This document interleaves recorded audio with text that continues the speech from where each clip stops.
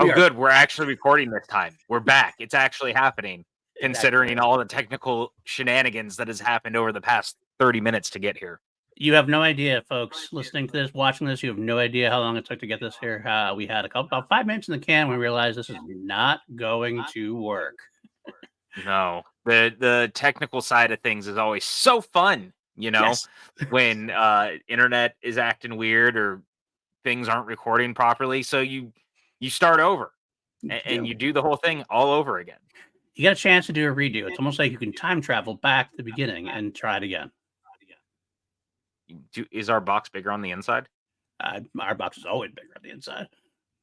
No, that's perfect then, because we are in the big blue box tonight. Here we are. We made it. Big Blue Box, we are here for the return of Doctor Who's Christmas specials, a tradition for New Who for as long as forever, since the beginning. And then, of course, they went away during the Chibnall era. We did New Year's specials instead. I'm happy to have us back on Christmas because it's such a family event. How was your Christmas, speaking of Christmas, BJ? It was nice. It was actually full of all the Doctor Who goodness that you could ask for. Went and hung out with my parents for a little bit and got them caught up on Doctor Who. My mom was thrilled. My dad put up with our British shenanigans for 4 hours because we watched the Monk movie after that to make him happy. Because as one does, and the trade-off is we got 4 hours of Doctor Who, he got 2 hours of Monk. It's fine. So that's what we did, and it was quite pleasant, actually. Nice. I had my son come from San Diego, and I got to see him very much. He moved out during the pandemic with his now fiance, and him and the fiance came back, and it was very nice. It's very much the history of our family here. We used to watch Doctor Who together all the time. We sat down. He hadn't caught up. He'd watched the first special with my wife, who had visited him when the first special came out. So we sat down, we watched the Wild Blue Yonder, we watched the Giggle, and then Christmas night, I should say, we sat down and had that family tradition of watching Doctor Who, and it was everything I wanted and more, especially because, spoiler alert, we loved the episode. We loved the episode, had a great time with it. We'll break down why as we get into it, but what a beginning. What a beginning. That's all I'll say right off the top. Well, you know what? I'll say this, though. Like, it is the new beginning, but it was also so exciting because the truth is that we really got so much more of Ncuti as the new Doctor in a regeneration episode than we'd ever had prior to this in any iteration of the show. So the fact that we finally got Ncuti's very first episode was just so fun and so exciting. And I was really happy that it felt so fun and fresh. And I know that sounds weird, but it's very true. Like this is the first time in a long time that it felt like the heartbeats of the show were different and new and exciting in a way that they haven't already. And I'm very much convinced that a lot of this comes down to the best thing that ever happened to the show was Russell T Davies walking away, watching Moffat do Moffat things, and going, you know what? I can do that type of stuff if I come back now. Like, I'm a much different writer and I'm a much different showrunner, and I think the show is better for it. Oh, obviously he was kind of notorious for having just kind of like during the first season, there was some troubles with Doctor Who in the beginning, and he was kind of just learning the ropes, so to speak, and he just kind of was making his way through. He's a very, very experienced showrunner now and writer now and everything else. As a big Doctor Who fan, I agree 100%. He definitely has a great relationship with Moffat. I think he saw what Moffat did. He wants to integrate some of that stuff as well. And I like the fact that you said it felt new and fresh, because it had a strange combination for me, because it did feel new and fresh, and yet it still felt like the show. And I saw some specific moments where like that is a callback, that is a throwback. It's like the best kind of legacy sequel you could get, in which it had a lot of new things, but also didn't forget about the old things. It just made it very new and available to new time viewers, which is obviously what this is all about at this point for this season. That's why we're rebranding it, and it's going to be a series 1 or whatever you want to call it, the new Disney Plus era. We are trying to get a whole new generation of new viewers of Doctor Who, but there's plenty there for us old standbys and us who have grown up with it all of our lives. That's what Well, they and did best for us. even for people who maybe have just been watching just from the specials on, because the cool thing is that there is a little bit, as much as this is very clearly a new beginning, there's a lot of little things that happen in the previous specials that are now like rearing their head a little bit with the Yeah, idea of myth and the idea of, what does that do to the universe when you introduce myth into the universe and little things like that, but not enough that it's going to be overwhelmingly weird for someone who didn't watch. Like, you're not really right. going to think about it, because one of my favorite things in the episode is there's this crazy ass goblin song. And number one, Doctor Who been having a weird field day about how they feel about the goblin song. Oh. Need some of y'all to go outside and just take a couple of laps around the biggest grass imaginable. I saw someone compare this to their personal 9/11, that this thing existed because they were watching it with human beings. This is that is not an exaggeration. That is a real thing that someone put on the internet. Please, for the love of God, go touch grass. Right, I agree. Look, I gotta say, I can understand it being a little much for someone who's not used to Doctor Who. I think when you first start watching Doctor Who, if you haven't seen it before, it can sometimes be a little overwhelming how goofy it is, how silly it is. It's like a surface level goofiness, a surface level silliness that's there, but There's yet camp. Doctor Who has camp. very camp, very camp. It can be a little overwhelming at first. I understand that to a degree, but this is perfectly an example for Doctor Who because there was a lot of camp in this episode, but yet there are also a lot of serious, deep, heartfelt moments, and that's what Doctor Who does best is finding that balance. I love the Goblin Yeah. song. I thought it was perfectly in place. It reminded me a lot of Labyrinth to a degree It in does. some It ways. 100% feels like something out of Labyrinth, so it's very Jim Henson-y, Yeah, which I'm a absolutely. big Jim Henson fan, so that's really nice. I'm not gonna complain about that. No, But the thing I love is that they even talk about in the song, there's the lyrics where it's like, "The Goblin King is real, he is not a myth." And so it's right, still leaning on this all these fantastical things, because Davies has talked about very much up front that these next couple of seasons are going to have a very fantastical feel, and right. they're really leaning on fantasy in a way Yeah, that they really haven't with the show. The show has always been fairly hard science fiction with fantasy elements, but it seems like, and if this episode is any indication, you can see it. It's a much different fantastical feel. It's whimsical in a right. way that it feels like the Paddington movies. Which I haven't seen yet. I know you hate me for You that, but absolute monster. Number 1, what are you doing on here? We're talking about, like, the great institution that is Doctor Who of all of the British things, but you also haven't seen Paddington Bear, arguably the most important British established, pantheon character of all time. If there was a real god, he would be Paddington the Bear. I will get there someday, somehow. I will. But See, too much you Doctor say Who. that. I've known you way too long now to believe that that's true.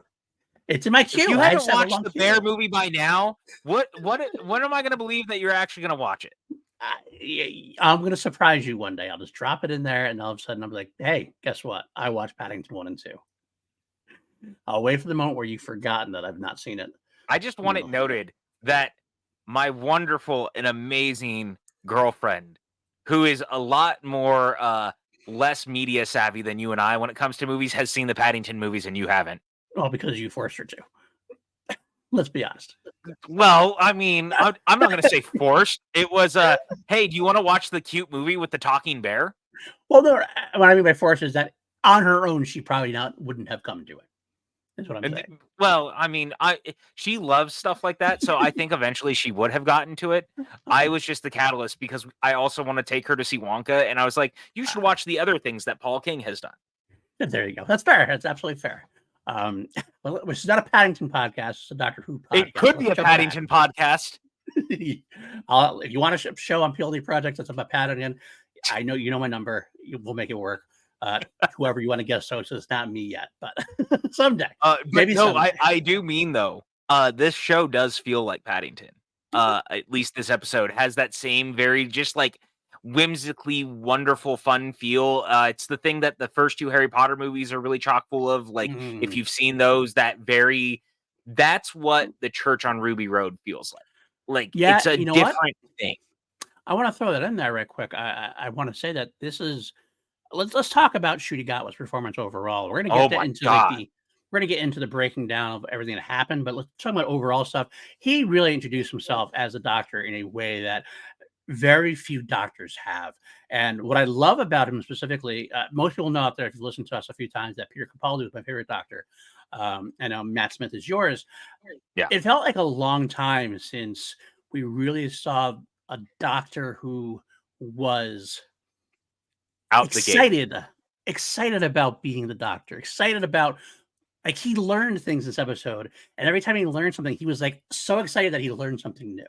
Paul, And that's he part. learned the ropes, Paul. He I, learned I the have it as a ropes. note. I have it as a note. It is legitimately the doctor learning the ropes. That's what this entire metaphor is right here. The new doctor learning the ropes. Um, but that's what I mean. It feels like for a long time, and this is what you were talking about before, going out of the specials, where we saw the whole specials was about the 14th Doctor haven't had a chance to really recalibrate and have been on the run since the very beginning. And that it's taken its toll over the time. We saw that in the 50th anniversary specials with John Hurt as the War Doctor and David and Matt Smith, Yeah. and how much the Time War had really buried them, and they never really shut down. Peter Capaldi had no real chance to really break down. And then it felt like David Tennant's 14th Doctor got the break, did the rehab that they mentioned, and this is a doctor who, right from the get go, just feels free. I mean, it's not like he Yeah. can ever completely forget trauma, but it feels like he has gone past the trauma to really open himself up to being Live. excited and new, and he's living and he's dancing. This doctor dances. This doctor's excited about learning things, and he still has moments. There's some moments in there where you can sit that there's still some pain in there. It's Am never I going to the bad fully go luck? away. Am I the bad luck? And the moments like when he goes, "You have the biggest family in the world. I've got no one." He's still Yeah. there, but he doesn't let it control him as it had gotten to over the course of the last few Doctors. And Shooty's perfect for this role because he's got that twinkle right away. I think it's one of, we talked about it a bit in the Giggle podcast. I don't remember the last time an actor just won over people with the role. And I know that, I had said it in the past. I was like, I think he's going to be like a generations doctor in the way that Mm-hmm. Tennant was, in the way that Baker was. And I felt more than ever after that very first episode. And when everything was said and done, like that is the kind of performance that stays with people, and it is a genre finding performance. It is a show defining performance. This is the kind of thing that takes someone from, being a co-lead of a comedy on Netflix to the stratosphere of Shooty's going to start getting offers everywhere all the Mm-hmm. time. He is stupid talented. Like, It's a good it thing we're is filming. incredible watching him. It's a good thing they're filming the second series now, and they'll get the third series in before he really explodes. As you know, it's Right. usually 3 seasons and done most of the time for these Doctors recently. So, hoping we get him for 4. I'd love to see him for 4, but we'll I find would love out. to see him for 5. I'd Well, like yeah. to see him start to rival Baker, T. Baker specifically. So far, so far so good, and I don't disagree. I want to hold off and say let's see how the first season develops. But right from the get go, I do love him right away, and I will And say one of the things it I was. loved oh, I just want to say real quick, the giggle, bring back the giggle again. It was really a risk they took having mhm, him debut that way because you're putting up against David Tennant, who is, like you just said, like the doctor of the new generation. He was the yeah, doctor, and you put him up against that. You're risking like making him seem like second best, seem like a second fiddle, and he didn't. He matched David Tennant's energy 100%, and really actually almost. I don't know if I want to say outshone him, but really kind of just at least stepped up to that plate and had the same energy. And when they stepped forward to face Patrick Harris at that point, when I'm the doctor and I challenge you to a game, they felt like equals, and that's amazing to do in your first 5 minutes on the on the camera on the TV show. yeah, absolutely. And also, I mean, one of the things I love is that ultimately at the end of that episode, it's Shooty's doctor throughout who defeats the toy maker. Yeah. It's Shooty's doctor who is really the catalyst of everything that happens from there on. And I Mm-hmm. love that. It's all Shooty's doctor who does all those things. Yeah. One of the things though too that I really love in this, and we have to have a big conversation eventually about people losing their minds over the fact that there is a scene that was added into the episode that Disney had noted being like, "Hey, we tested it for people who didn't know the show. They'd like to see the Doctor a little earlier." And the scene, by the way, is such a perfect example of when a studio note is good, you listen to it and you Yeah. collaborate and you do the thing, because the scene in question, the scene involving the snowman that falls off the building, is one of the best scenes in the entire episode because it gives Shooty so much to do. I got a two-part. There's a two-part comment here. I will say, like, first of all, we have to get past the myth that studio notes are all evil.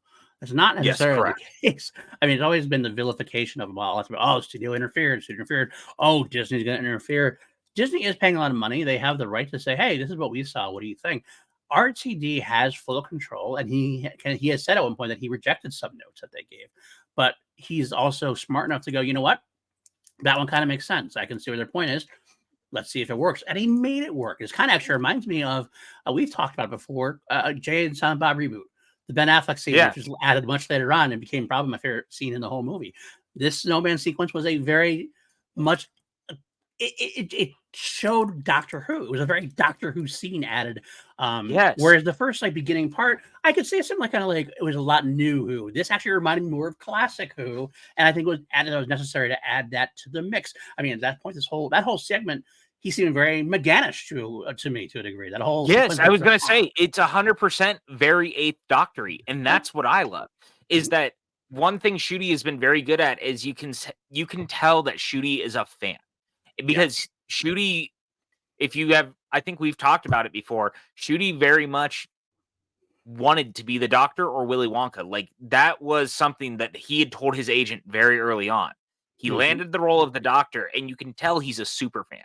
Like right, he loves the characters in all their iterations, and there's little parts of him that shine through in specific parts of, you know what, this scene is going to feel a little bit like Paul McGann's, and it mhm, works and it's great. And I love that because it really doesn't get a lot of television airtime. yeah, So to see something that is very reminiscent of that, it makes me feel really good because I love the Eighth Doctor. yeah, I've listened to all the audio dramas. I am so steeped in the Eighth Doctor mythology. It's good to see some sort of reverence for it. right. I mean, if you look back, you can see there's moments where like that's a little bit of ninth, that's a little bit of 10th, that's a little bit of 11th, that's a little bit of 12th. I mean, he sprinkles it all, but it never dominates him. It doesn't feel like it's a greatest hits kind of thing because it does feel like his own man. He feels like his own man. He just feels like the Doctor that has lived those lives and those personalities. They've all kind of blended into one, and that's the greatest thing about it. The greatest compliment I can give somebody. He always feels like an alien, not quite Mhm. human, which is the best way to do it. Matt Smith was always really good at that. Like he was like Yes. the alien playing a human. Kind of Tom Bakerish in a way too. Um, and in a way, to a degree, Capaldi was it that way as well. But he had those moments of like that absolute charm that David Tennant had. When he Mhm. first meets Ruby, and he first get in the dance sequence and everything else, it all felt like really David Tennantish in a way. But it all did feel like a good combination of himself. At the end of the day, I think we're going to see more and more as it goes on. He's going to establish even more of his own personality. But this is again a great introductory episode to the Doctor because a lot of people are thinking like Disney Plus wants this as a big introduction. Yes, he was introduced in the specials, but that was still kind of like the ending of the old Who. This is something different. Oh my God, there's an alarm going off here. Woo! Sorry, my wife must be cooking. It was the cloister bell. It's the cloister bell. It's all right. It's all right. I'll let that out. Anyway, Just leave it. It's fine. Keep it's fine. rolling. Fuck it. Keep We'll do it rolling. live. Okay, we're doing it live. But yeah, no, but I really feel like he made his ground mark, and I can't wait to see how he develops over the course of the whole series. I I love too that I think the most important thing that that sequence does also is it helps establish that the Doctor is very worried about Ruby, Right, and you don't get an idea that he is stalking Ruby. right. No, Uh, it's because if you only meet at the club and then he shows up at her house, it's a little weird. right. You know what I'm saying? Yeah, So I'm glad that we had a little bit of extra Right. there because I think it actually helps. I think it And does too. It spreads it out a little bit more, which is good. yeah, You get because I think also you run into the episode is very similar to Rose. yeah, That's not 100%. really super surprising because, of course, Russell T Davies wrote Rose. That was the very first episode of the series at relaunch in 2005, and it has a very similar feel. Um, Mhm. but I'm glad that in this one now the Doctor feels less an agent of chaos and more like a concerned friend out the gate. Yes. Yes, I agree 100%. I love the fact that you see him watching, you see him doing stuff, but you know that he's interested in the incidents, not necessarily Ruby. It's not necessarily about Right. Ruby herself. It's more about what's going on. There's something strange going on, and she's involved. So he's watching for the incidents, not for the girl. That's what makes it a world of difference as far as awkwardness goes, as it were. Um, but let's talk about Ruby. I will say, um, I don't know.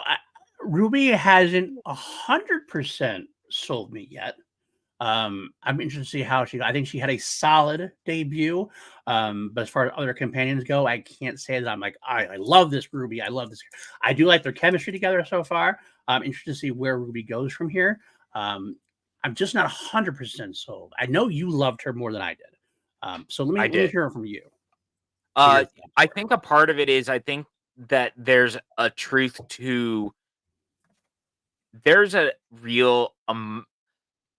real feel of amalgamation Mhm, happening with Ruby. She feels a lot like a mix of all of the current versions of the companions from the series, which has been very interesting. She's strong-willed like Donna, and she's got the light-hearted side of Billy Piper's Rose, but she's got a fierceness that feels like Karen Gillan's Amy, but and especially with things kind of happening around her, her life seems a little, out of sorts. She was abandoned. There's a lot of mhm, that going on.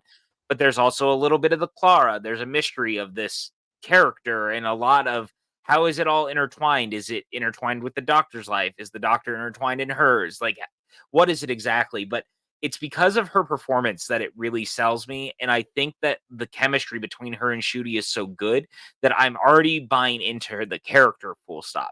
Because if I don't buy the chemistry and I don't buy her with him, maybe it doesn't work. But because I think that they're so good together, I'm immediately drawn to the character. And I kind of love that there's this companion now who has been abandoned and doesn't mhm, know their past in a world where the doctor has just recently learned that they were orphaned and that they don't know where they're from. You know what I mean? So there's a little bit of this kind of interesting twist that you're putting on it where now these two are clearly going to go on an adventure that is going to force them to probably come to terms with both of their pasts mhm. because it seems like Davies is really set on this timeless child thing and I cannot laugh harder every time I think about everyone being like Davies is going to ignore the timeless child, he's just going to retcon it, and he is just full bore like leaning into it instead. Yeah. And he's doing it in such a way where, like, it's not like, um, it's not hitting you over the head with it. It's like, we don't have to hit every possible thing. He's leaving it open as a mystery, but like saying, "Wink, wink, it's still there somewhere. We're gonna get into this eventually. We're gonna have some kind of it's gonna have some kind of fallout or some kind of connection to us. We're gonna get there." But I like how they do that. I wanna go just bring it back real quick. I do like their chemistry quite a bit. I do like that. Although part of me is like, I think Trudy Gatwa could have chemistry with a board of wood. I think he's that good. That's true. Like, he's That that Shooty good. is that good, to be fair.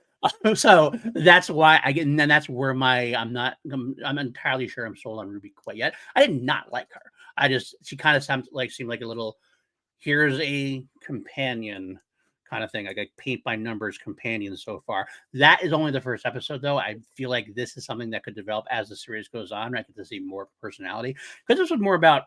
I mean, quite frankly, this is a new doctor, which is always interesting as far as we have to figure out who the doctor is. And I might have been just drawn more to that story at this point. So maybe in re-watches and everything else, I might get more drawn towards Ruby. I like the mystery box angle of it. I do like seeing that. I do think she has potential. I'm just not quite there yet. I I'm get interested to it. hear it goes along. Don't get me wrong, I do get it. But I think I'm actually just drawn to the mystery box angle so heavily because I also think that this is the first time, in my opinion, Davies is nailing the mystery box in a way that doesn't feel clichéing and cloying in a way that he could do, and I say Right, that with love. I love his writing, I love what he did with the show in the past, but this feels closer to the fun mystery box of, say, like, Silence in the Library, and that's right, what I'm enjoying is that, again, I'm going to pivot this and point at the best thing that happened to the show was Davies leaving so that Moffat could take over, so Davies could come back and go, "I see you, and I one up you." yeah, Because now we're getting this Stephen Moffat style version of storytelling through the guise and eyes of Davies, and I think it's a very different thing, and here it works, and he does a lot of the weird timey-wimey stuff that you're used to from Moffat, right, specifically involving the time shift and the goblins going back in time and stealing Ruby and killing Ruby the day that she was found at the church. Like, right, that whole section of the episode is maybe some of the best writing that Davies has ever done, and it also allowed Ncuti to really lean in on how good he could be as the Doctor, and, like, even the subtle color change in the sequence where the lights in the apartment are, like, drawn out, and dingy, now it's yeah, like, and yeah, instead you're seeing it like it's dark, and it right, looks sad, and the right, pictures are all missing, and I loved that. I thought right. that was incredible. I did too, and I agree with you about giving Shooty the chance, like, because the Doctor can become a cartoon and can become overly overly cartoonish in a way if you're not balancing it with some like some powerful moments, some emotional moments, some serious Exactly. moments. And sure, he got both. He got a lot of that whacking, especially right at the beginning. This is the eclectic doctor. This is the doctor we know, the Goblin Song, et cetera, et cetera. But when they have those moments, he's there, and he was so present and felt so much like the doctor that it got won me over right away. But I love how Davey shot this as well. And as far as Moffat goes, it actually makes me very interested to see because we know Moffat's coming back to write a few episodes, so Yeah, it's gonna be one of interesting to see. the apparently, they in the teaser trailer, they showed specifically there was a shot from that episode too. Yes. I believe it looked like the doctor stepping on a landmine of some kind. I believe that's what it is, and, I that believe it's called a Roomba. Roomba mine, maybe. Yes. Either way, I can't wait to see that episode because I feel like new Davies, who learned from old Davies and Moffat, doing a Moffat-led or Moffat-written, it's golden to me. I think it's possibly big time golden for me. Uh, Yeah. I will say that I thought Mark Tendari, who did the direction on this episode, did really great. And it's funny because arguably the best episode of Jodie's series was directed by him, which was Rosa in season one. oh, So okay. of Okay, her solid. run. So it's not the first time he's actually been here. He also did an episode with Peter Capaldi in one of his seasons, which was the Ghost Monument. So Oh, he's interesting. kind of had a couple of this is now like theoretically his third era, if you will, being involved in the series. And I think that that's good too, because you get a little bit of a passing of the baton, if you will, of people who have been involved in the series with different doctors. And I like that this is a director who gets to play around with this character in very different iterations of the series. Absolutely. I do just want to make a small correction. I think the Ghost Bond was actually also a Jodie episode as well. Oh, it is. I You're don't know if right. we. That was my bad. Why That's did okay. I thought it was Capaldi for half a second. Maybe because it was said series 11 potentially, but maybe I didn't get that in Maybe. my head, like where they were. I wish, no, but he does a wonderful job. I do think Yeah. he's learned the Thank you for ropes a the little bit. correction, by the way. Well, I just want to make sure we're all on the same page here. Everybody gets, I make those mistakes all the time. Anyway, It's easy to do. it is very easy to do. It's a timey-wimey show. Um, so overall, I will say I think that's. Why don't we go start breaking down the actual episode itself? We kind of did the overalls, I think, unless there's anything more specifically overall, without acknowledging the fact that Murray Gold is just phenomenal, and his score in this episode was phenomenal and really anchored the episode into being Doctor Who for me. Um, Yeah. So let's get into the actual episode itself. We opened up with the opening narration, the doctor narrating. By the way, one last thing I forgot to mention. This is like the first episode since first Christmas special and only Christmas special that actually shows since the Christmas invasion that shows the doctor's first adventure, a doctor's first adventure. So that's a hard balancing act. You have to introduce the doctor as a character, but also have the Christmas special aspect to it as well. It's a tough balancing act because you could obviously make that. You could obviously ruin that by leaning too heavily on the doctor side or leaning too heavily on the Christmas side. This was a nice bonus, Well, a I nice have to say, balance. this is the first time, honestly, that Davies really wrote a Christmas special that also felt like a Christmas special. Yeah, Not to be and not a cheesy not to be Christmas that special guy. either. Yeah, like I like his Christmas episodes. I always have, but I always felt like Christmas just happened to be a backdrop instead of like Yeah, a central point and a central theme. But for right. once, outside of the next Doctor, this really felt like one. And Yeah. that was really cool actually because it showed again just how far he had come as a writer to be like, I can really use this and utilize it in a very different way than I was anticipating. And it works here. Yeah. Speaking of Christmas specials, I'm going to shout it out now. We just had this discussion pre-episode that we have time. Obviously, Doctor Who's not coming back till May, and when we're mostly going to be an after show, we do want to come back and talk about Doctor Who here and there. So you'll get some big blue box episodes that'll be more like ranking episodes or discussions on other things instead of just being an after show. And that is going to be our January episode, and we're going to have at least once a month. Our January episode will be ranking the Christmas episodes that we have seen from Doctor Who, and I can't wait to get into that because there's some great ones to talk about.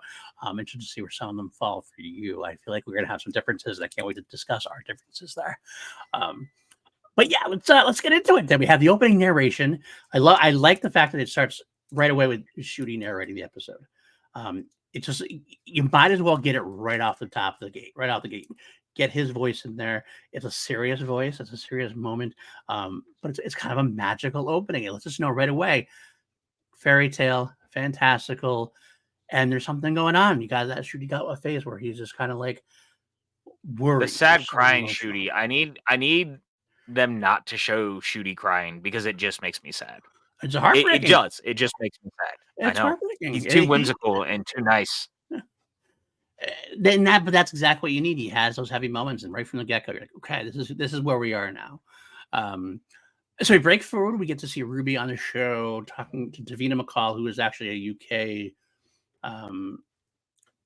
personality. She does shows like this, I believe, over there. I don't know much about her. She's a real human being, by the Right. way. Like Davina McCall is not just made up for the show. Yeah. So Americans As are I watching. actually thought. I remember hearing about it going, oh, that she's actually a really real person. Okay. All right. I'll have to talk Yeah. to Maddie Gunner about that because I'm sure Maddie Gunner knows more about her than I do. But she's on a show and we get right away get that notation. Okay. So we don't know who Ruby's parents are. She's a foundling, an adoptee.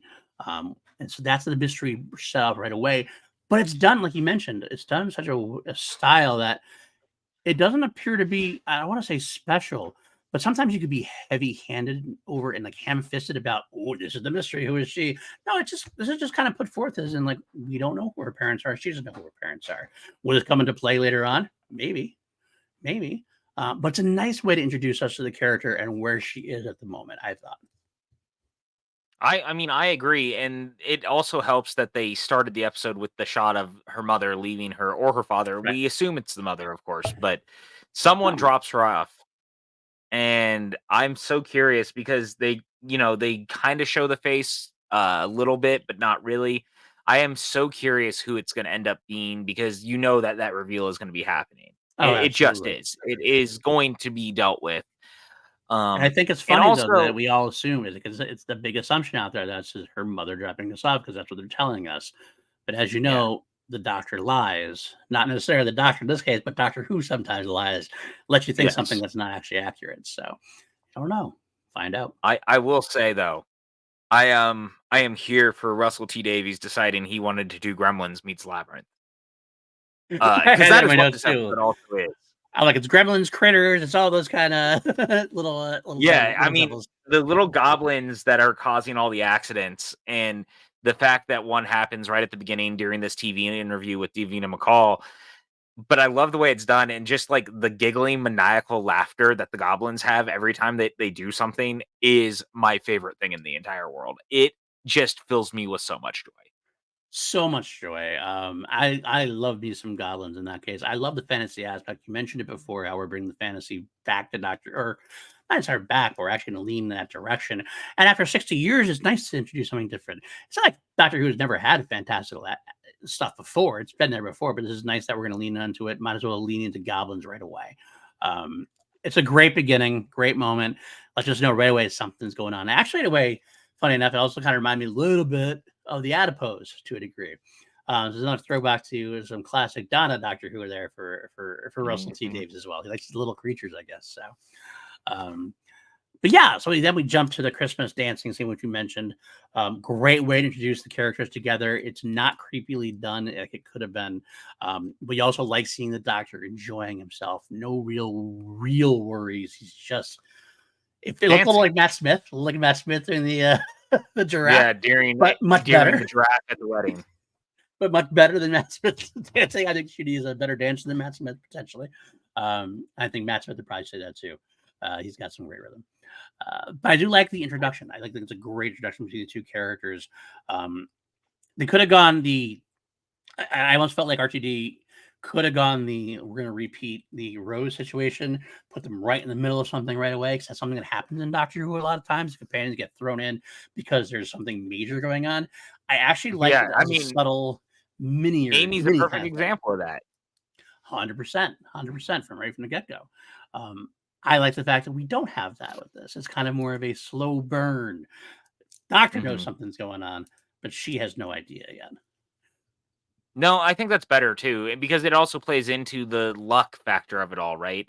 Um, and I kind of dig that. And I again dig that this entire episode kind of revolves around, oh, bad luck is actually a language. And it's a Mhm. language that the universe is now learning, that the doctor is learning because myth has been introduced to the edges of the universe. Maybe luck has.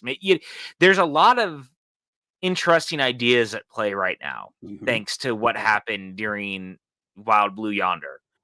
And Yeah, I really love that. I think there's been some criticism to a degree out there that it felt like RTD is letting that be a catch-all way to do a lot of like things like, oh, we can just blame the myth thing, we can just blame this or anything else. I think that could be a valid argument for a lot of shows, but not for this one.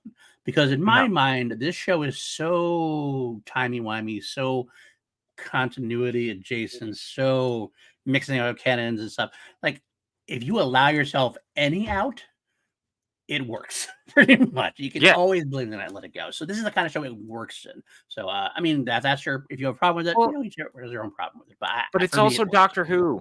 Doctor Who's only explanation needs to be, "Oh, hey, thing happened." Doctor Who now continues. Like, people are so caught up in continuity and this and that and the other thing that, to me, it's Doctor Who. It's been on for 60 years. It makes a lot of choices. You don't have to like every single one, but it just roll with it.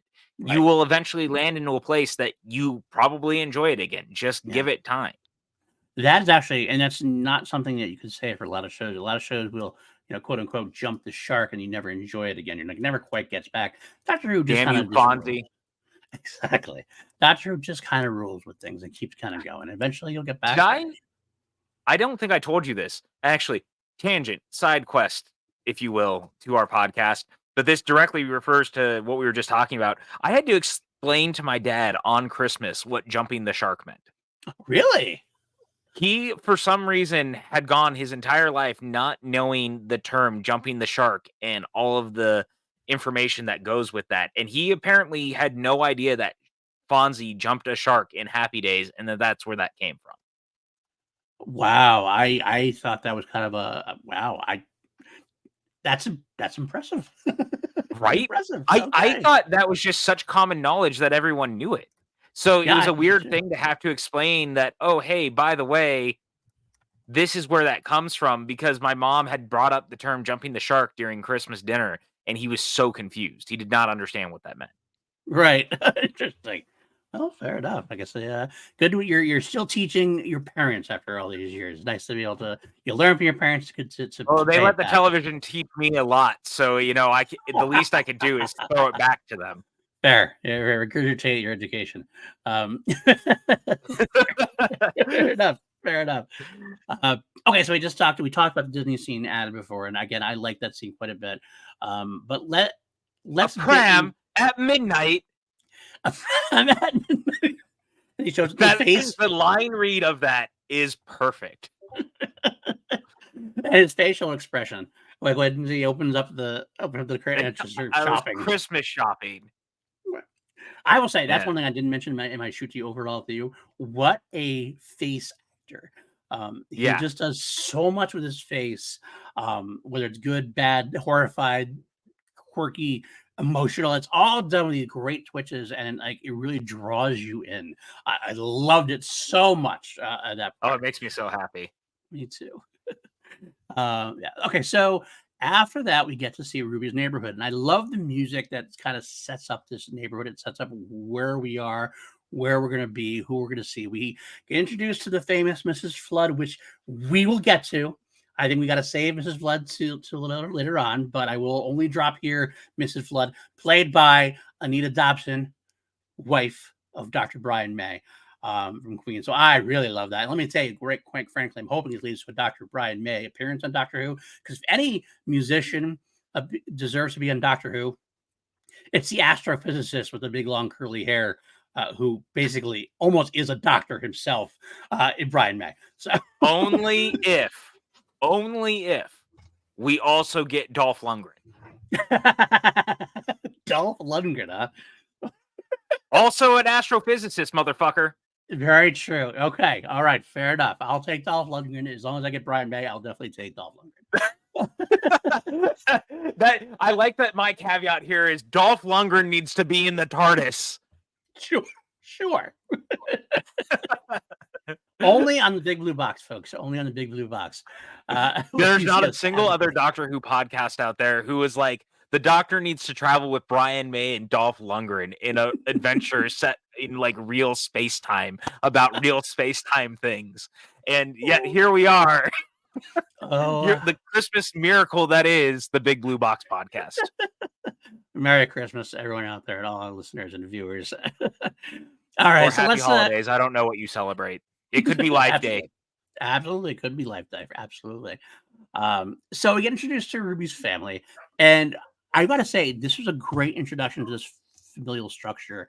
I feel like it's such a wonderful job in a short amount of time establishing Ruby's backstory, and also these characters who are obviously going to be a part. They're obviously going to be Right.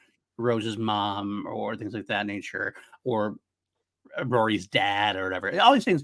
These are the characters we're going to see. Cherry Sunday, great name by the way. And, Cherry Sunday is the best. I hope Cherry gets to go in the TARDIS at least once, because they really do a lot of focusing on she doesn't ever want to leave the apartment.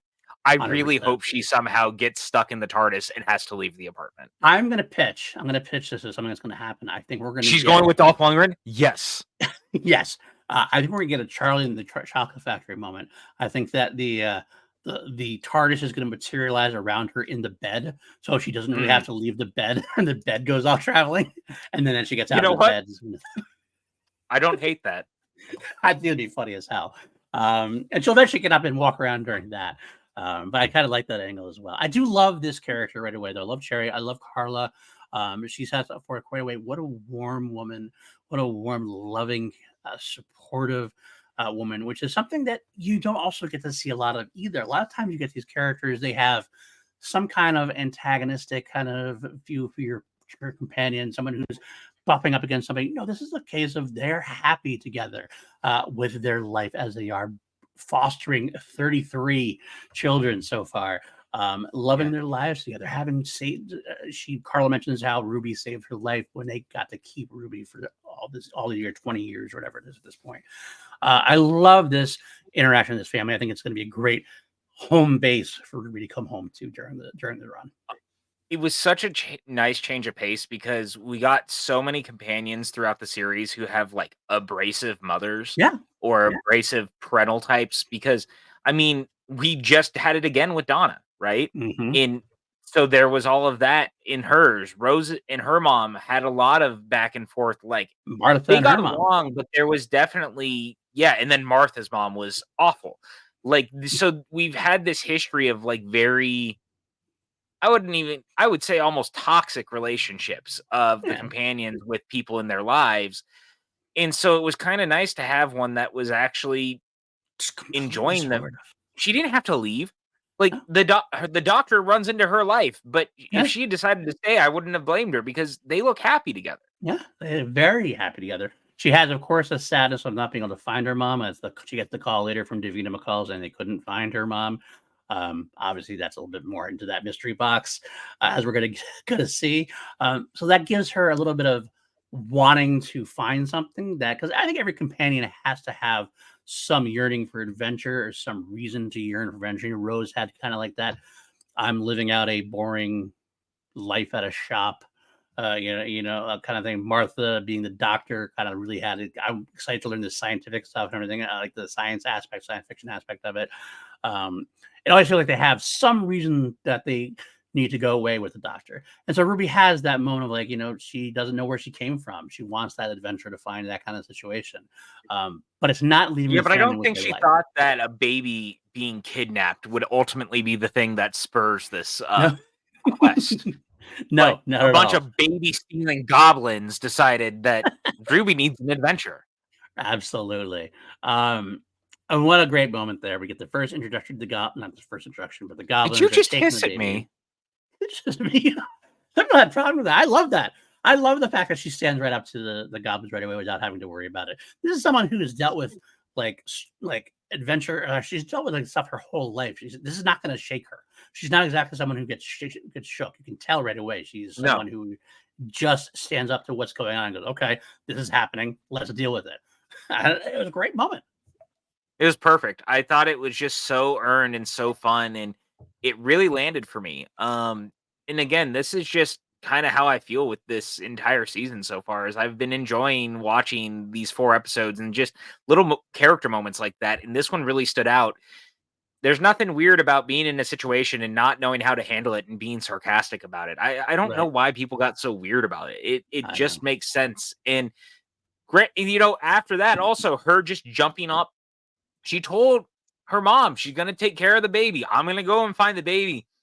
And the doctor's introduction to her the second time being like, "What are you doing over there?"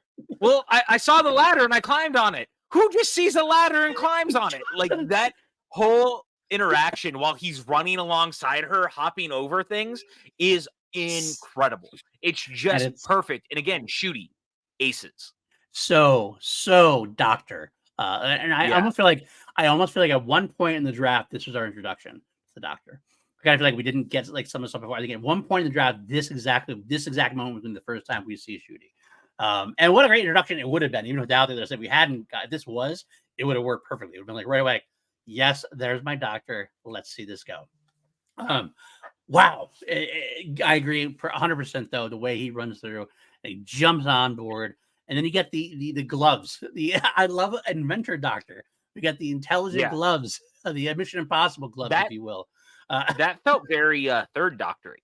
That yes, felt a lot of like that the John Pertwee third doctor, like very inventive and fun and just kind of badass. I yeah. really hope he starts using martial arts because if he starts using martial arts, he is 100% an homage to the third doctor.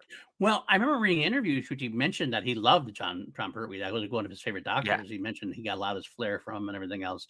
So I wouldn't be surprised at all. I will say I thought of you specifically because of your penchant to always bring up the fact that you believe Mary Poppins is a Time Lord. When Yes, he correct. goes off the ladder with the glove, and he does, Uh-huh. it was a very Mary Poppins like dance move in a way. Like there, PJ loves that.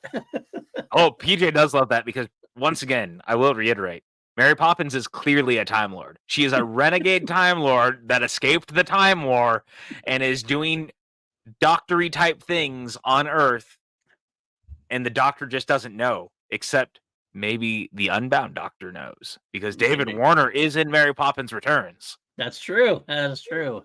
And I know you're going to bring that up as well. The Unbound Doctor. Big Finish, people. If you guys haven't listened to it, Big Finish is where that's at. If you're like me and probably haven't listened to it, that's PJ. PJ will extol greatly. I might let PJ have a solo episode of the Big Blue Box where he just goes off about the Big Finish stuff. I almost could, I really want to do an entire video essay about the importance that is the Unbound Doctor to Doctor It might Who. be the longest episode we have on the show. Potentially, just so you know. I had an entire conversation with my girlfriend's family about like Big Finish and Doctor Who and the audio dramas, and like went down an entire rabbit hole this week on the night that I met them. Just to really reiterate who I am as a human being. That was a night one conversation. So her parents are kind of like, "What are you getting yourself into? Who is this man you're getting?" They liked me. That's all that matters. That's all that matters, I guess. At least I think so. Either that or they were just being very, very nice to me, which is, also could have happened, and that's fine too. I hope not. I thought they were rather charming and wonderful individuals. I'm sure they loved you. I'm sure they loved you. I know you very well. I'm sure they loved you quite a bit. Okay, you can stop sucking up to me. You are stuck with me for life, motherfucker. That's true. I couldn't get you out of my life if I tried. No, you could not. All right, let's get going. Then we get okay. So they get up to the ship. They go to the ship. Yeah, this is what I wanted to bring up. Okay. Is this not the most thrilled the Doctor has ever seemed about literally anything in their lives? The more he talks about the fact that there's a flying pirate ship full of goblins in the air that are going to eat them, and he's got the biggest smile on his face. Like, do you know why they call them goblins? Because they're gonna gobble you up. Yep. And he's so excited, and they get up there to the top, and all the goblins see them, and what is his reaction? He smiles at them and goes, "Hiya." Hi. This is what I meant before when I was talking about before we're seeing the Doctor excited to be learning stuff again and being fascinated by this wonderful universe that we all live in. I agree 100%. That's why I loved it. I love Ncuti. He sold me because of those moments. It's like he doesn't care about danger at all. It's like every possible adventure is just a chance to learn something new, a chance to experience something that he hasn't experienced, which in billions of years, like that's a hard thing to come up with, something that you have, something that the Doctor hasn't experienced. That's exciting. I love that. And it just adds so much whimsy and adds so much magic, I think, into the series now, because I love when the Doctor seems excited about that stuff. It was something that Matt was really good at too. His Doctor was very good at finding funny excitement in every wrong place. 100%. And that was, that's my favorite bit about Matt Smith too, as well. I the exact same reason. Like, I feel like, I know I've said before, Peter Capaldi was my favorite, but he was more of the old tired Doctor. So that was just wasn't his character. So I'm glad we kind of gone back to that exciting levels at this point. And another callback though, I love the fact that we have this line of continuation when they're sitting together, tied up, the goblins have tied them up. And she's trying to explain or figure out what's going on and have this conversation. She calls them time-traveling goblins. And the offense he takes to that. They're not time travelers. Time travelers are cool. Awesome. They're excellent. They're like, wow. Yeah. Like, wow. When he adds like, wow to the end of the conversation and just is so thrilled with himself. Oh, so good. It called back the moments, of course, where David Tennant was like, or Chris Eccleston both, and David Tennant were yelling at Captain Jack for being using the whatchamacallit, the time traveling device that's not a time traveling ship. It's junk, as it were. Yep. It continues that adventure. I do love that quite a bit. So good to see them have that conversation. Of course, they get out of the ropes because of a long, hot summer spent with Harry Houdini. Speaking of continuing stories, it's something that's been going on since the third Doctor. First Doctor, actually, I learned. The first, really? The first Doctor, I looked it up really quickly. There's on TARDIS Wiki. There's like I don't know if it was an animated one or if it was some kind of other story. But the first Doctor is the first time that first Doctor who met Harry Houdini. So it's been that long. Oh my gosh. Somehow I didn't realize it was the first Doctor. I thought this was a running joke since 3. So that makes it even better. The Houdini thing has been around for 60 years. Yeah. I don't know when the stories were. It might have been a later written story at the first. No. But what I mean is this idea though, basically, to me, then. Exactly. That's fun. Um, but it also leads to the joke, of course. I mentioned earlier, we said it. I love the fact he's learning the ropes. And it legitimately is a metaphor for the doctor learning the ropes and the new language of the goblins. Uh, what a great moment. I keep saying how a great moment, but I love watching the doctor learning things and getting excited Well, about things.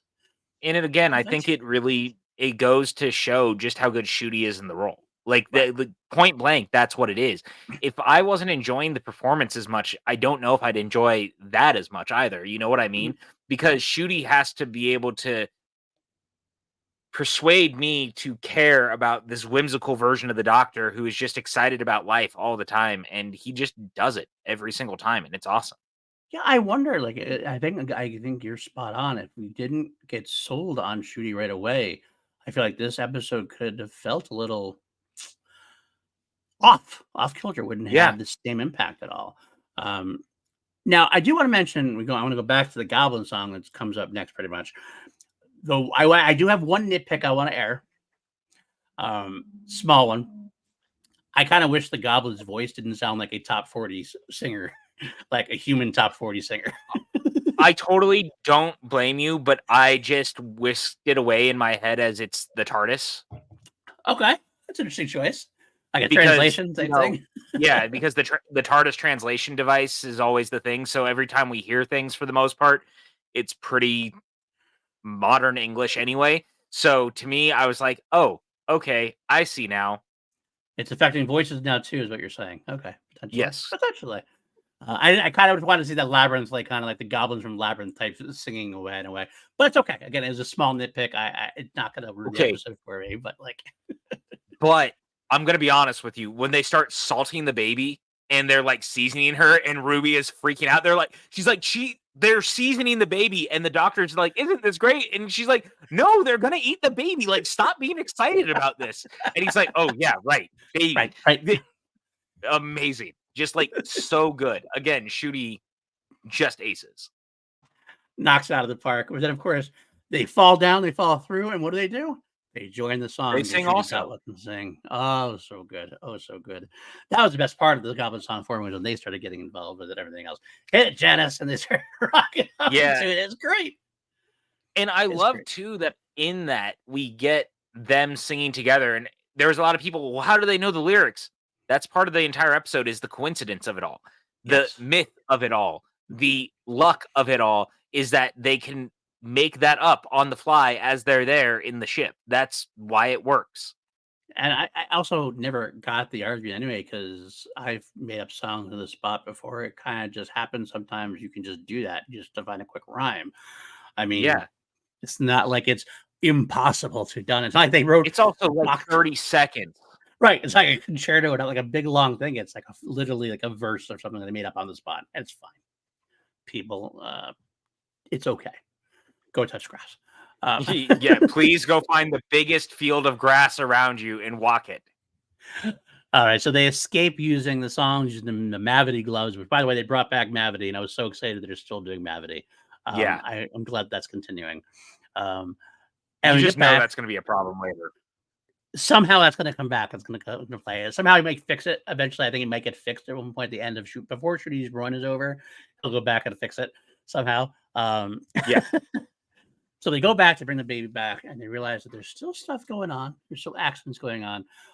But one of my favorite lines from the episode happens in this scene, and it's because of Shooty Gatwa's delivery that again screamed doctor to me because they have the light almost fall over to catch it. And he's like, "Oh, accidents! That's how they get us." And Ruby goes, "Do they cause all accidents?" And he sits there and is like, "That's a brilliant." Like, basically goes, "That's a brilliant suggestion. Maybe they Yeah. do." And he's thinking about it. It goes through his mind. It's like a very Doctor Who moment because the companions always manage to add something to the Doctor that he hasn't thought of, despite him being so much of a genius. Right. And I love that because again, it just goes to show how much this version of the Doctor is also loving to learn. Yes. And like this idea that he's learning the language of luck and he talks about the tapestry that is Ruby's life getting caught up in the goblin thing that was also just so eloquently done. Hmm. And I just think that there's something so soulful about how he plays the character and how much he loves it, and it's just so good. It is so good. So Carla comes home and they learn they have this. He introduces herself to the doctor, but then of course we have the weird situation where the goblins are coming back somehow, and they're trying to keep everybody safe. But then the big crack happens. Very Matt Smith, like crack in the wall. I kind of got. Yep. I have a feeling that was a little bit of a throwback to that, a little bit, even though it had nothing to do with the crack in the wall from Matt Smith's era. I kind of feel like that was a remember this moment that we got. Um, and we get to have this discussion where all of a sudden Ruby disappears. Shooty got what doctor believes that it's all over. Yes, okay, left us a crack in the wall, but we're lucky. That's all that happened. And all of a sudden, Ruby's gone. And that leads to the moment you were talking about earlier with the diffused colorings and everything else. And what a dramatic scene for Shuri to have. Um, Something that is tough to happen sometimes in the first episode because you don't have this weight of everything. You just met this character. You don't know necessarily what's going to hit him the right way. But he takes this moment of Ruby, losing Ruby, who we just met, but figuring out what went wrong, seeing how much she affected, like a very "It's a Wonderful Life" kind of thing, had affected Carla and Sherry, and that sad moment on his face where he looks at the fridge, all of the 33 foster kids are gone, and now Carla's only fostered like 6 or something like that over the course of the years, and Carla's a sad, sad individual. Who is just But doing it because she wants the money. right, for the money. I also have to say throughout it, did you catch the Easter egg about the pizza place? The Oh, yeah. pizza, Oh, yeah, yeah, going back to the very first one, yeah, I thought that was great. that was a wonderful little throwback there. But what a great actual moment where Shooty has figuring out what's going on, and he has this moment of like, no, you got to remember her. It's a powerful moment that could have been overdone, but was done in my eyes just enough. Yeah. I mean, I don't know, man, it was just so everything about this is handled so right and so well, and it's so beautifully tragic and wonderful. And when you go like once we see that him realize what's happening and he decides that he needs to go back and stop the goblins from killing her after and like the way that he starts to cry. He go, the why are you crying? Why are I don't know, you but why are you? magic? That was magic Oh, right there. it's so good. Like the way that she delivers the line back at him is perfect. Mhm. Yeah, and then And really kind of hits him. Also, he can't even look at her. He's like, he has to turn his head and consider what's going on at that point. It's so magical, powerful. But it is, So, and I yeah, think that that's why the sequence going into the next part when he finally ends up at the church is so great, right, because you know that whatever he's about to do is gonna be drastic because he wants to make sure that he fixes what is happening in a world that he loved and seeing them together. Because I also love that he bonds over the fact that he doesn't have a family just like she doesn't, and he's an right, orphan just like she is, and he doesn't want her to be lost in the way that he is, so he's going to right, fix it. right. And he knows he's got to go back in time. So we go back in time again to where we were in the beginning of the episode. We do catch Mrs. Flood seeing the TARDIS disappear. Again, I think we'll end on Mrs. Flood, so we'll get there. Um, And it's a great I love when Doctor Who does this. I love when a lot of movies do this. They open up with that little moment of this is what's going to happen at some point, and then we get to see exactly how that goes down. And it's done very quickly in terms of it's a very easy fix for the Doctor after all this. But it's a certain amount of time running through. I think my only criticism is this could have been maybe expanded out a little bit in terms because he makes it an easy victory. He just goes, grabs the gloves, and pulls the ship down. But at the same time, it's not necessary to the story. So that's probably why they would cut it down in the first place. But he does drag the ship down, impales the ship and the Goblin King on the church spire, as it were. And luckily enough, he is right underneath the church and is able to catch baby Ruby as she tumbles, which would have been to certain death. But he's there to catch with the intelligent gloves. Um, Now, here's the big question I have because he grabs Ruby. puts her back where she was to be found, to reset the timeline the way it's supposed to be.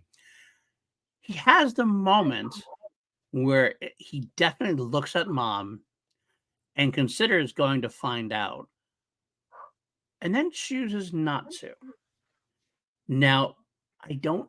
I'm kind of curious why that is. I mean, I think storytelling wise, it's like, well, that's a story to be told much later on. But in Yeah. story wise, what do you think that decision is from? I honestly think it came from a place of the doctor not wanting to intervene in someone's life without talking to them. I Without the think permission. yeah, Yeah. and, like, without knowing because the other thing is don't open that can of worms because the doctor has done this in the past. Hmm. Rose and Hmm. her father and all the stuff Yeah. with that on Father's Day in that episode in season 1, he has done this before. Right. But this time he's not intervening unless asked, but also why mess with that when you're happy? Right. You just reset the timeline in the first place. Now you don't want to do anything to screw up the timeline again. Yeah. So that's So, why I always assumed that he just walked away. okay, that's fair. That's fair. But either way, it is a good moment because he does think about it. He runs the TARDIS, stops, looks that direction, and has that moment on his face of I could find out, and then turns away, and then turns away, makes the choice not to. And he comes back. Comes back. Everything's back the way it should be. Ruby is back. Everybody's happy for the most part, except for the fact that the crack in the wall or crack in the ceiling isn't fixed. I don't know when that's gonna be fixed at some point.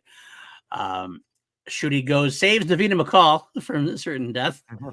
Merry Uh, Christmas, Davina McCall. here's us, Davina McCall. Comes back again. Has a moment where he goes back. He's going to go back to see Ruby and stops and has that line we mentioned earlier about maybe I'm the bad luck. And is almost going to stop there. But then he has that conversation with Mrs. Flood and he kind of seems to get over it, goes back in the box. Now, here's the question I have. Does he leave then and come back, or does he just stay there? Because it almost feels like he left, had some adventures on his own, and then came back and said, "I want to be here. I'm going to be here with Ruby." I assume he left and came back because he's dressed different. Yeah, that's a good point. That's actually a very good point. I didn't even think about that because he is just after the thing's said and done, isn't it? Yeah, Good he's wearing a catch. different shirt. Good catch. Good catch. All Mhm. right. So I Mm, assume that he left, did some things and some soul searching again because again, he has clearly gone through the therapy. He's done this stuff to be better, but he can still live with this fact of, am I actually the bad luck in people's lives? right. Right. And then so Ruby gets to go in, discover who he is or what's going on, and obviously that's the end. After Mrs. Flood says good luck, and Ruby goes off with the doctor to end. And then we get this mid-credit scene, and Mrs. Flood, who is just seemingly more and more questionable, like what's going on, and she tells Abdul to like kind of chill out, even though Abdul just saw the TARDIS disappear. She breaks the fourth wall, looks directly at the camera, and is like, "Never seen a TARDIS before." Let's talk. Mhm. Let's talk, Mrs. Flood. Also, Let's we talk. have to there's a lot of people who are really mad for some reason that Ruby doesn't do the "it's bigger on the inside" thing, which is so silly, but dude, the way that Ncuti delivers the "I'm the doctor" line at the very end before it cuts to credits is it is just There's so no good. place. There's no place for that line at that point because you had to have her walk in and have him just go, "I'm the doctor." It was so perfectly said I and perfectly well done. So I yeah, agree. All but right, the Miss Mrs. Flood stuff is Flood. interesting. Yeah. So, there's a couple of ways to look at this real quick before we get out of here, because the thing about Susan Twist being in this is that she's also in Wild Blue Yonder. So, is the fact that she is in Wild Blue Yonder and in Where is this, she in Wild Blue Yonder? she's the lady at the very beginning that's talking to Isaac Newton. That's her. Okay. And where So, is Susan Twist in this though? Because she's not because that's oh no, she's in the Mrs. church. Flood. She's the unnamed lady in the bar. Gotcha. Okay, that's where I missed. So, Okay. sorry, getting a little mixed uppy while we're talking about everything. So, Okay. there's the question of that the Susan Twist character, Okay. is that related? right? Right. And is it related to Mrs. Flood? Because Right. now, is there someone who's time traveling and things are changing? Are people being pulled to and from time spots? And who is Mrs. Flood that she would know that the TARDIS is real, that it's Right. even a TARDIS to begin with, and it's specifically the Doctor's TARDIS? Mm. Well, this is interesting. Let's go because we had a couple moments throughout the episode with Mrs. Flood. And I think all of them are kind of important in a way. I do too. So, because the first time we see her, she's talking about. She seems like she's kind of mad. She sees the police box. She knows it's a police box, and she's complaining about being in the roadway or in the walkway or whatever it is. Um, but then the next time we see her is when the TARDIS disappears and she drops her bags like she was surprised. Yep. So to me, I think to myself, okay, so she doesn't know this doctor or this TARDIS, despite what a lot of people pitched at the end. Like, oh, it's Ruby grown up. It's not Ruby grown up because she was surprised. She was too Well, surprised. also, I felt like when she was real upset that the box was in front of her house, I kind of think she was mad because it felt like she's having memories of something, Right. something that hurts, and it's more like pushing some. You know what I'm saying? Like, because she says she hasn't seen one in 50 years, and it's poking some sort of emotional context that we don't know yet Right. inside of her. Now, it could very well be the case that she has lost her memory. Like we know the Right. fob watches are there. So is this maybe the doctor's granddaughter potential? I don't think so because I think that the actress is alive, so I think they would just use her. But has she erased her mind and then seeing this in front of her face has made her go, "Holy shit, what this is real," kind of thing. So I guess potentially it could be someone that's still, so I guess that's not out of the picture. But to me, I don't feel like it's Ruby. I don't feel like it's an It's older not Ruby. That Ruby. doesn't get me at all. But it is somebody special. I don't necessarily know if she's a character we know. I know some pictures say, "Oh, maybe it's River Song, or maybe it's a I mean, we this, even that, and joked other about thing." that amongst ourselves because I mean, the name Flood Right. is right there. That is actually going to bring up because we got flood, obviously water, pond, river. That's an inside joke. That's a Moffat joke. Not inside joke. It's an inside thing. It's a Moffat thing had done as well. So the fact that she could be connected in some way to River, that makes sense to me. I don't think she is River, Wait, but I wait. actually paused What at one if, point that maybe it's a River and the Doctor and River had a daughter. or what if it's someone related to Amy and Rory?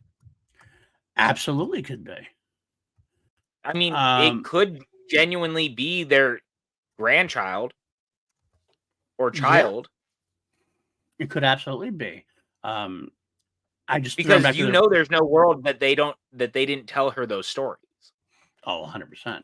That's another reason why I pitched the idea of being River's daughter as well, because that would be, again, Yeah. the granddaughter of Amy and Yeah. Rory. That's the grandkid right Yeah. So there. you're not wrong. Yeah. So River could very well be. I could totally see River hiding the fact that she has a child with the doctor for various reasons.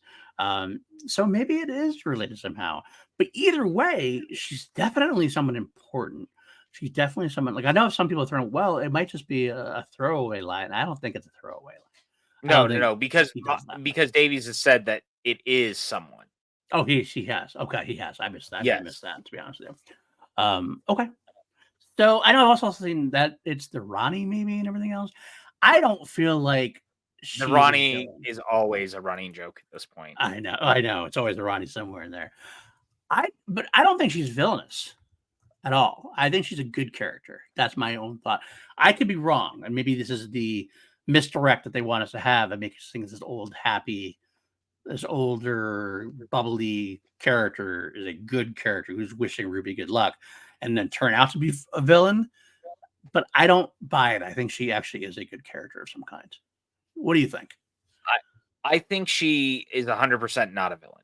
I think that Okay. would be so not necessary. I think that I wouldn't be surprised either to find out that she is some sort of renegade time lord, frankly speaking. Um That was another thing to I me, thought as well. because I could see it 100% being a Time Lord who like is on Earth. I joke about the Mary Poppins of it all, but there is every chance that another renegade Time Lord did go on the run and ended up, on Earth. Well, her door was a TARDIS blue. I I don't know if you know. noticed that background is very Oh, I much noticed sort it. of in there. Yeah. I will throw out there as well. What I thought was interesting, and I pitched this to my son during we were like pitching back and forth possible ideas. What if, in line with the Renegade Time Lord business, if there's a Renegade Time Lord out there, does the Renegade Time Lord also have human companions? So maybe she's a human companion of another Time Lord. I feel like Yeah. I feel like RTD is someone who feels like he wants to shake up the lore a bit. That's why we got the bi-generation. That's why we got different things that way. I feel like changing the way we think about it, we've never thought about another Doctor, another Time Lord character having human companions throughout the history of Doctor Who. Somehow they never passed passed through the Yeah, the Doctor's life. closest we Maybe. got to that really was in the movies, Yeah. or the movie from the 96, because the Master, you know, he does Right. take on the Doctor's companion at one point to try to do it himself, but he's using it. Absolutely. So that would be such a way to shake up a lot of different things. You could shake up so many different ways. She could be a lost companion for somebody else. She could be a fugitive Doctor companion if you want to bring back Joe Martin kind of thing potentially. Mhm. There's a lot of different options here. Um, and I love the fact that we have so many options because it means it's not predictable. When we just know it's Right. someone and we know it's going to be something magical. I can't wait to feel it, to see it.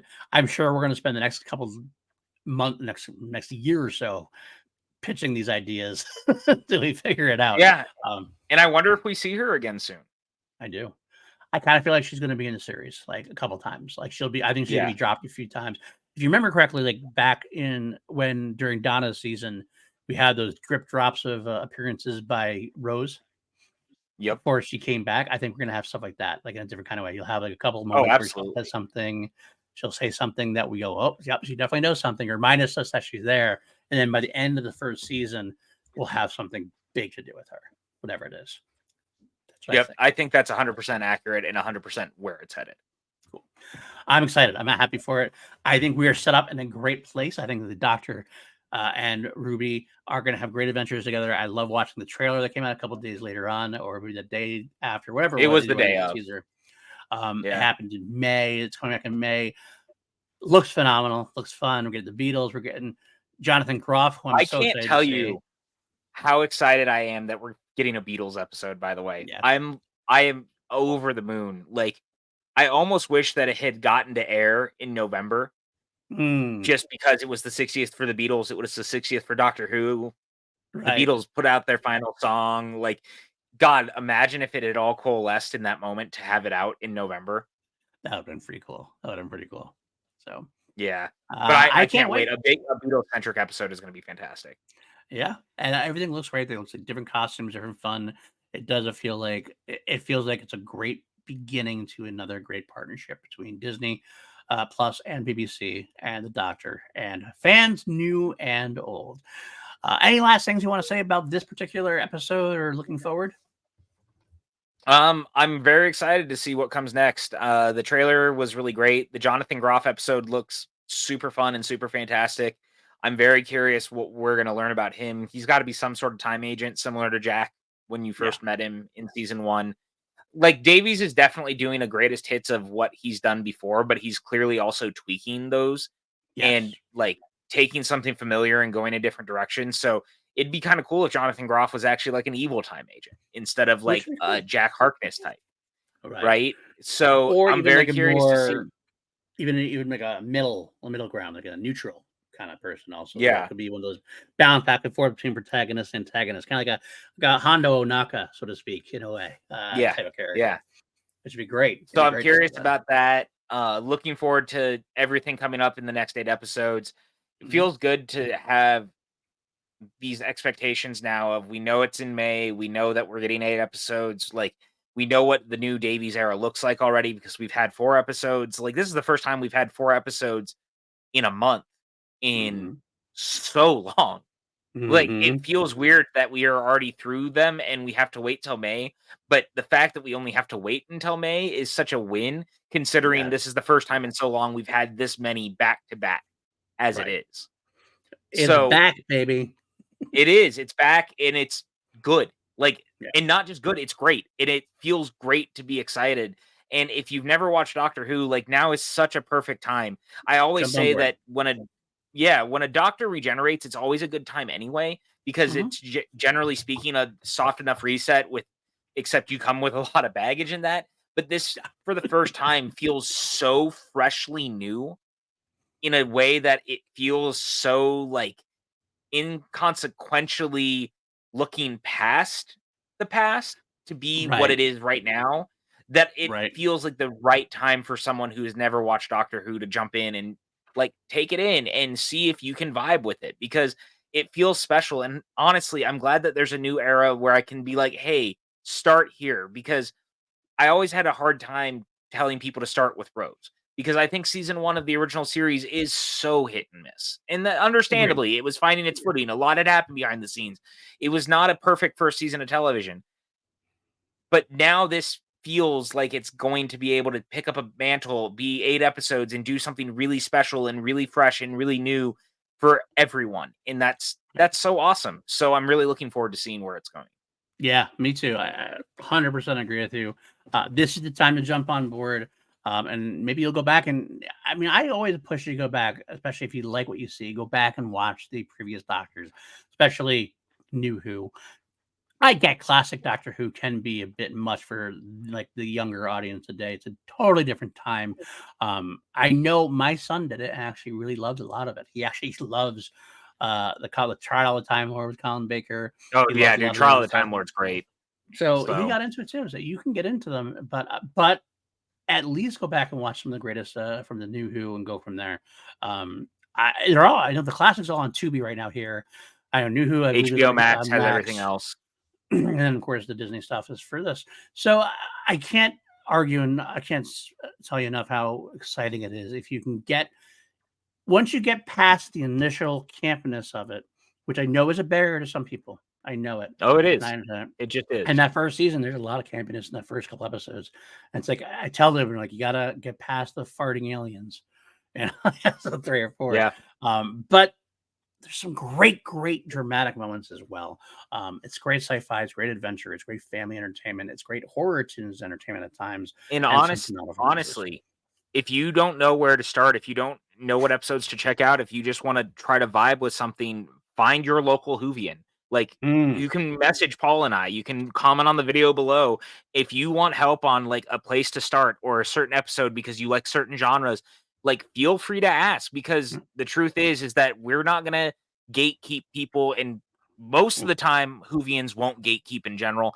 We're Yeah, here to help you. We're here to push you into enjoying things. So, like, you know, vibe with it. We're here to help you. If you want to know, hey, what's a good starting point? Here's the things I like. I'm really not sure where to start. Now is a perfect time to do that. Like, we are here to help you. I will give you 10 episodes to go watch. Like, you just have to ask once, and I will give you a whole ass 10 episode list of here, go check these out. And I think you will be surprised how much you will find even in points where it feels very lore heavy, you will still end up enjoying yourself more than you're anticipating. 100% agreed. I love it. I love it. All right, PJ, where can the folks find you? You guys can find me on all your social medias at PJ Campbell. Instagram, Blue Sky, Threads, X, Twitter, thingy, mabobber, whatever we're calling it this week. I'm on all the socials doing that. I'm here hanging out all the time. We talk all of our movies and shenanigans and living our best lives together going into 2024. Happy New Year to all you out there who decided to watch us for an hour and a half talking about this Christmas special. It means the world. So thank you guys. It does. Appreciate you guys so much. PLD projects. Of course, we have a Patreon at patreon.com/PLD projects. Such stalwart characters as Austin Goodell, Brandon Buckingham, Jeff Alterman, Jeremiah Morris. Great people amongst everybody else as well. We love you guys so much. You really help keep the lights on. But if you can't afford Patreon or anything, I totally get it. Like, subscribe, leave comments. It helps the algorithm, which is great. Just push us out there. Let people know we're here. Make those comments. I love having conversations about Doctor Who. So find me, talk to me. Yeah, if Love it. you've ever gone on my Twitter feed, I look like a crazy person because it's pretty much just me talking about Doctor Who and occasionally like maybe a movie opinion here, maybe Yeah. a political commentary note here, and then just all Doctor Who. So if you think I'm talking about Doctor Who a lot on here, just follow me on social media and see what happens. There you go. And upcoming, we have obviously the holidays have been kind of a slowed down period, skipping some episodes here and there. We are going to start grinding back up. This week we have on the Crown Jewels side, Fight from the Inside on PLD Products Crown Jewels, my episode about Queen, or my podcast about Queen rather. But we are going to have a couple days off still. We're going to bring back Two Mediocre White Dudes on film on Tuesday the 9th. Tuesday, January 9th, we'll finally talk about Jason Goes to Hell. It's probably a good idea, a good time for us to be able to skip. We got to put some time between Jason Takes a Cruise and Jason Goes to Hell. Probably both of our two least favorite installments in the Friday the 13th franchise. So getting some time in between has been good. That'll come back Tuesday the 19th. Holy Snokes will return on the 10th. And then Review will come back on the 11th. That's me and Lego talking about V. Holy Snokes, me and Matty Gunn are talking about Star Wars. And we'll get back into our shape of things. It's going to be a lot of fun. We can't wait to tell you more or get you to hang out with us. I think that's about it. You can find me at Paul_Denuzio on Twitter or X or whatever we're calling it these days. PLD Products on Threads, and I believe Paul on Blue Sky, I think. I don't use them very much yet. I feel like they haven't quite taken off. If they do take off, I still try to use them, but yeah, I kind of forget. I'm not gonna lie, I kind of forget. But I'll do my best to continue. So great stuff going on. I can't wait to talk Doctor Who with you more.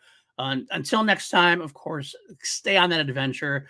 Be open to do things. Have fun, and just live life, guys. Live life. Take care. Happy New Year, nerds. Bye. Happy New Year.